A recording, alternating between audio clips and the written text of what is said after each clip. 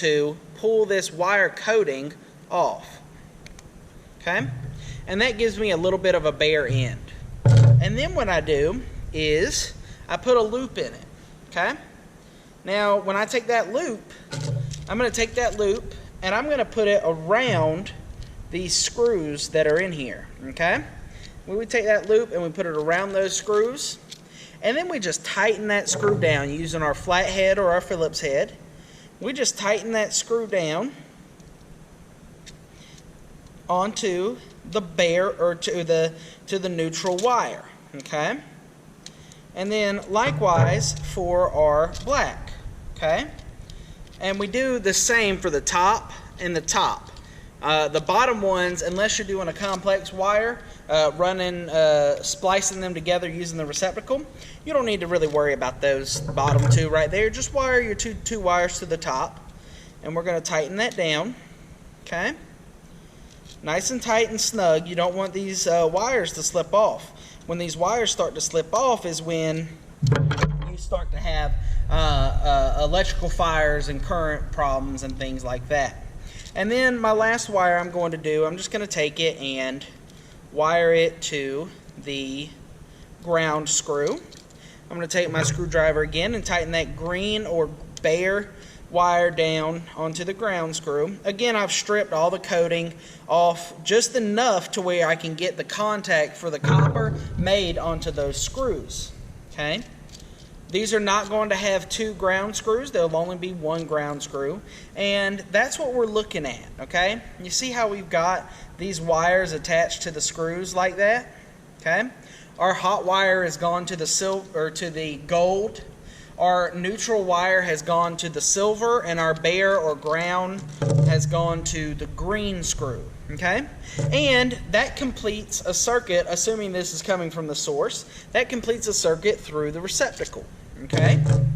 Now, let's apply that to a little bit more of a complicated system, okay? We can complete a circuit with a lot of complicated pieces, okay? I have this demonstration piece right here, and I'm going to use the camera to show you what's happening here on a few different things, okay? So this wire right here, don't get confused by it. It's simply so that I can show people what it looks like. We've got a couple different boxes here. So you're going to have your metal boxes, and typically this would not be on the outside of a stud like that, but we're not worried about that right now, okay? We've got a metal box here, or we've got our plastic ones, okay? Now, in general, and this is not necessarily what I'm saying is code, but it's necessarily what I understand about electrical wiring. I'm not a licensed electrician, but typically you'll have your metal boxes will be outside or underneath the house, and then your plastic boxes are going to be the boxes that are run inside inside the house. The reason for that is your metal is just going to be more durable, more able to be exposed to different things. So what we have here is a mock stud wall. We've got our Romex cable. We're going to pretend that this is the source, okay, coming from the breaker box. And we have a system wired that brings us to from the source. We've got a junction box up here, okay? A junction box is a box that we can splice a bunch of different wires together and send them to different locations on around the house, okay? So that's our junction box right here. You can see that we've got 3 splices happening, okay? Or 4 splices happening.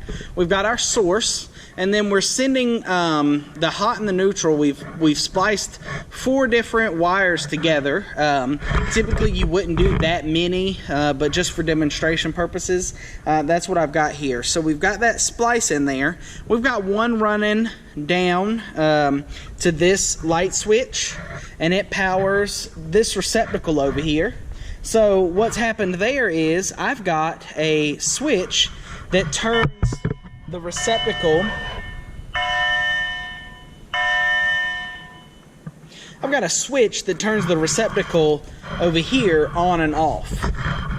And then, looking back up at my junction box, I've got a system that comes to this light switch, and this light switch right here powers this light, okay? So on and off, open and close. Open means that the light is off. Closed means the circuit is closed or the circuit is complete and it is on, okay? And then I have another light down here with the receptacle powered all the time, okay? That right there is just a brief understanding of what happens, what can happen with a lot of different electrical systems, okay? Don't let that confuse you. I don't want you to be confused. What I want you to see is there's so many different ways that we can take this wiring diagram that we have here on the board, and we can have this simple system, or we can have an extremely complex system. If I scroll down, I can see some much more complicated systems, like this one right here, okay? This one right here has a source cable that wires through the switch so that a receptacle is always live, and the switch controls my light right there, okay? So the electrical systems can get really complicated, okay? I don't want you to focus on how wires are run and what's going on here. What I want you to see is we can take these receptacles and we can put them in these boxes right here, and we can... That's the last one for a while, I promise, okay? So we can wire these receptacles up into from our source, and we can create a complete circuit, okay? Now, if I look at this light right here, okay? If I look at this light right here, I'm going to lay this down. It's always a struggle making a video when you're by yourself. If I look at this light right here, I can see that I am doing a few things in this box right here, okay? This is a light box for a really basic single bulb light, okay? What I've done is, in order to control this, I've got my hot. Now that's a red wire, but that is hot. In our residential color coding, red is used as well as black for hot. Red is usually a secondary hot, meaning we're running multiple wires, but that is hot and that is neutral. Now, this light would never turn on if I didn't have that neutral wire connected, okay? That neutral wire is an absolute requirement to complete the circuit. None of these systems operate off of batteries, okay? Batteries are a direct current power source, okay? Direct current means that from the source, electrons flow and they don't come back. Alternating current is how these systems are operated, and alternating current basically means that the electrons flow back and forth in this wire, okay?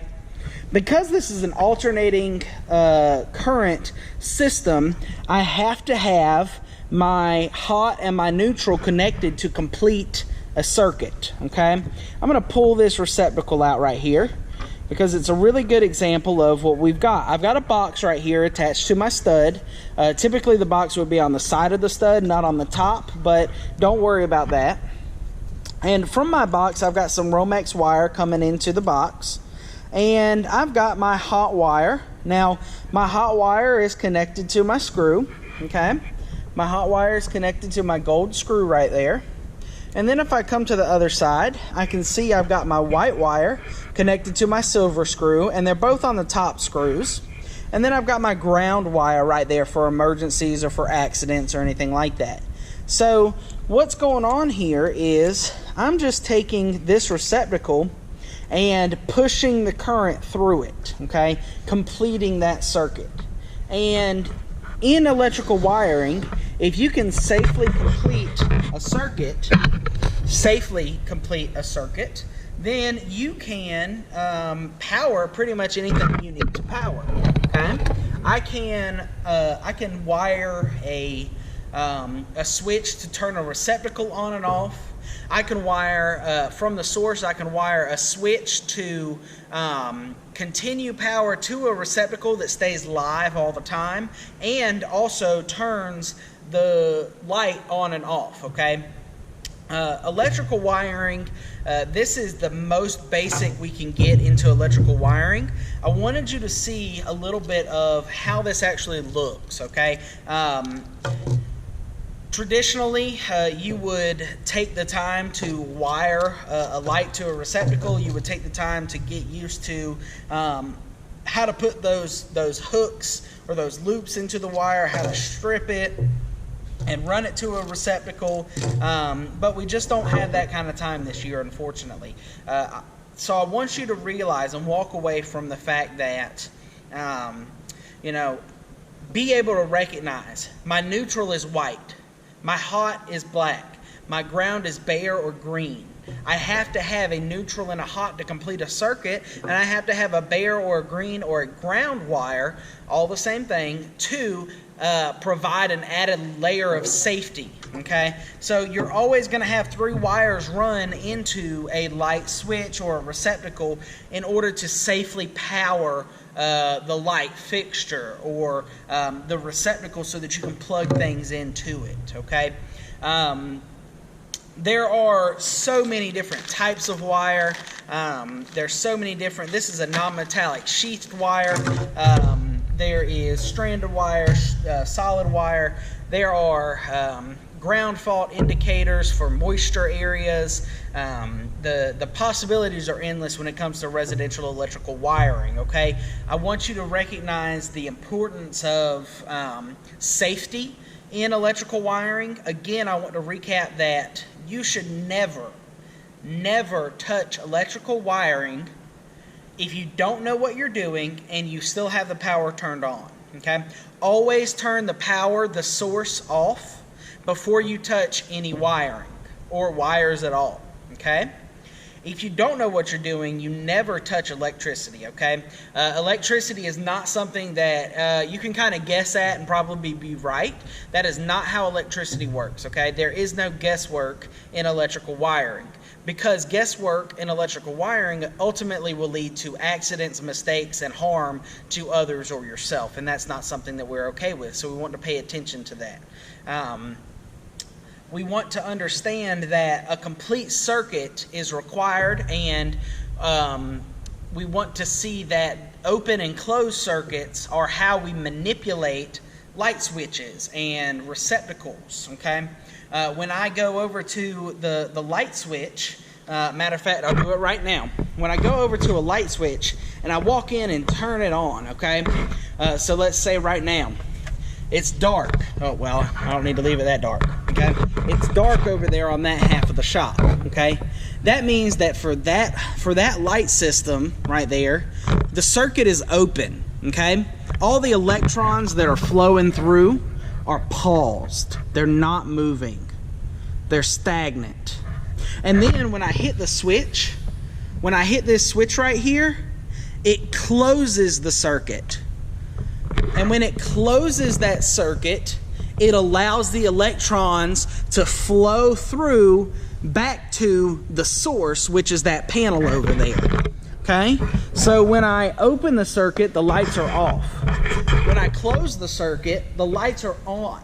Okay? So that's your biggest difference between your open and your closed circuits. And that's going to be really important to understand. What I've taught you, you can go right in. I can pull those lights out, those light switches out, and I can look at how they're wired, disconnect it all, and then put a new switch in and rewire it all back the exact same way. It's very basic, but also very complicated at the same time. Okay?